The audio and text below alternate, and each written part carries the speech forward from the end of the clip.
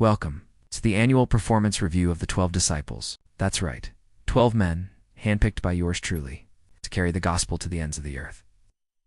What could possibly go wrong? Spoiler: everything. Imagine trying to build a global movement with a fisherman who panics, a tax collector nobody likes, and a zealot who wants to start a riot at every meal. This wasn't a dream team. It was the world's first group project, and I got stuck with the guys everyone else passed on. But here we are, grading their performance. And trust me, if heaven had an HR department, half of these guys would have been let go by week 2. Let's start with Peter. Ah, yes. The so-called rock upon which I built my church. Strong name, weak follow-through. Peter's review is simple. He talks big, acts small. He swore he'd never deny me, and then turned into a coward the second a teenage servant girl asked him a question. 3 denials before sunrise. Impressive. Peter, your loyalty is like Wi-Fi.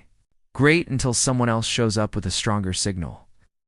Next up, James and John, the sons of thunder. Oh, these two, loud, dramatic, constantly fighting for the spotlight. They once asked me if they could sit at my left and right hand in glory, like they were booking VIP seats in heaven. Sorry, boys, this isn't a concert, and thunder doesn't make you special. It just scares dogs. Honestly, if I wanted hype men, I would have picked Pharisees. At least they know how to sell a brand. Andrew. Sweet, forgettable Andrew. His big contribution, he introduced Peter to me. That's it. Imagine spending your whole life in ministry, and your claim to fame is being the guy who said, "Hey, meet my brother." Andrew's basically the add friend button of the disciples. Functional, but invisible. Now Philip. Poor Philip. Every time I asked him a question, he looked like a deer in headlights. Where will we buy bread for all these people? Philip panics. The man couldn't problem-solve his way out of a paper scroll. Philip, you are the group project member everyone regrets assigning math to. Bartholomew, also called Nathaniel. His review is short. He once said, "Can anything good come from Nazareth?" I had to stand there smiling, thinking, gee, thanks. Nice to meet you too. Luckily, first impressions don't decide everything. But let's be real. Bart peaked the moment he learned my hometown wasn't a total joke. Thomas, Mr. Skeptic, a doubting Thomas.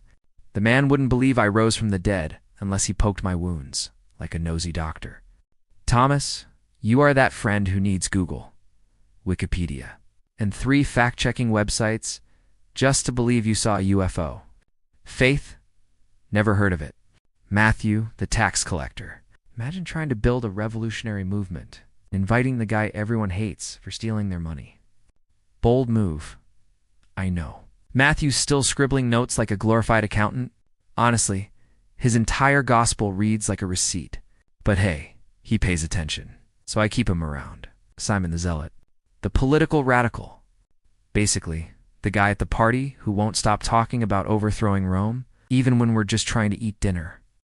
I love the passion, Simon, but maybe dial it down. Not every parable needs to end with, and then we storm the Senate. Thaddeus, also called Jude, nobody remembers him. It's basically the background disciple. Even in paintings, artists forget where to put him. Thaddeus's review, kept quiet, didn't cause trouble. Congratulations, you're the intern of salvation history, Judas Iscariot. Oh, Judas, my treasurer. My trusted companion. The guy who handled the money. Which, in hindsight, was a mistake. Judas, you had one job. Don't betray me for pocket change. But no. You went for 30 silver coins. That's not betrayal. It's a clearance sale. At least sell me out for gold, man. You sold salvation like it was on eBay. Worst employee ever. And finally, James the Less. Yeah, you probably forgot about him. Everyone does. He's like the background extra of the disciples. No big speeches, no miracles, no dramatic betrayals. He's just there. The guy you only remember when someone says, "Wait, aren't we missing one?" Honestly, James the Less is proof that even in the Bible, sometimes you're just filler content. So there you have it, 12 men, 12 failures. One Messiah with infinite patience. Honestly, I could have picked literally anyone else and maybe gotten better results. But that's the point, isn't it? these clowns can turn the world upside down, maybe there's hope for the rest of you.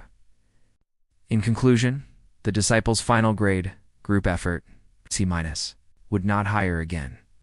And people wonder why I drink wine.